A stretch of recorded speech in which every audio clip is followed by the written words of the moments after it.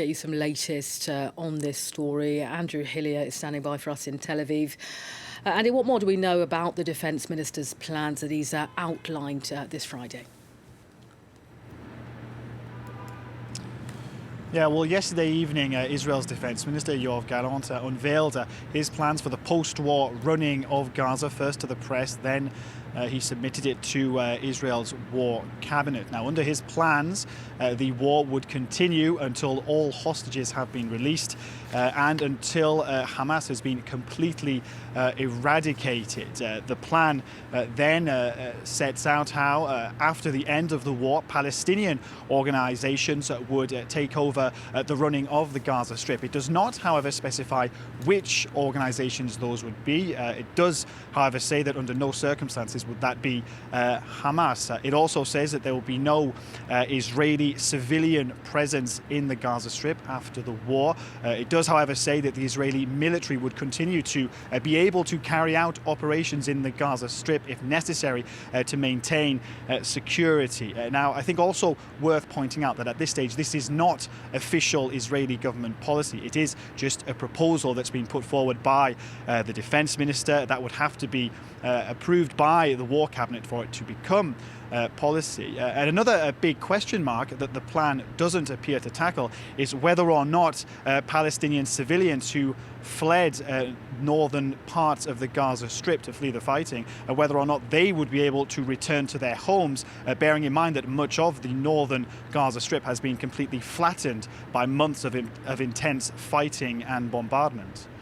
And in the meantime, let's stay with the government. There's been a meeting about post-war Gaza. What's been coming out of that? Yeah, well, that meeting took place again yesterday evening, and it was meant to discuss plans for the post-war running of the Gaza Strip, but it ended in chaos, according to Israeli media reports.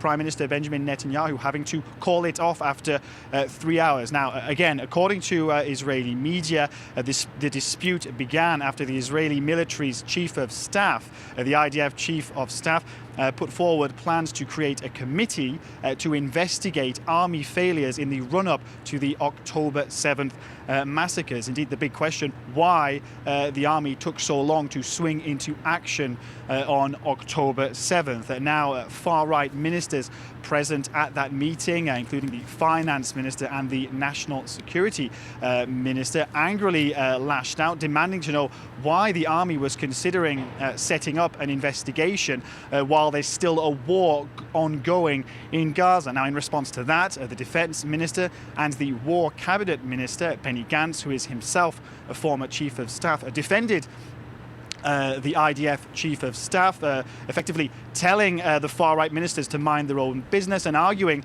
that any investigation was simply aimed to improve the Israeli army's operational capabilities going forward. So after much bickering, angry exchanges and even insults, Prime Minister Benjamin Netanyahu calling off the meeting. But again, clear evidence that behind this facade of unity in the Israeli war cabinet, there are indeed deep divisions over the next steps to take in this war.